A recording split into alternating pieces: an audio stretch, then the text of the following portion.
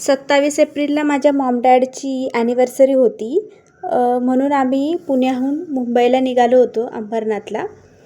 रिक्षा सकाळी सकाळी आम्ही रिक्षा बुक केली आणि गेलो. प्लॅटफॉर्मवर पोहोचलो, तिकीट काढली. लवकर पोहोचलो होतो. 7:45ची आमची प्रगती एक्सप्रेस होती. भूक लागली होती आम्हाला, तर ब्रेकफास्टसाठी थांबलो आम्ही आणि छोले आणि पुरीचा आम्ही ब्रेकफास्ट केला. मस्त अशा प्रकारे छोले पुरीचा ब्रेकफास्ट केला आम्ही. त्यानंतर आम्ही ट्रेनमध्ये येऊन बसलो आणि थोडीशी क्लिप घेतली मी ट्रेनमधून. नंतर आम्ही कर्जतला लोकलमध्ये बसलो आणि त्यानंतर मग घरी आलो चालत आम्ही. आणि हे आमचं सरप्राईज होतं त्यांच्यासाठी. तर माझे पप्पा इकडे बसले होते, तर ते पण सरप्राईज झाले. आणि नंतर संध्याकाळी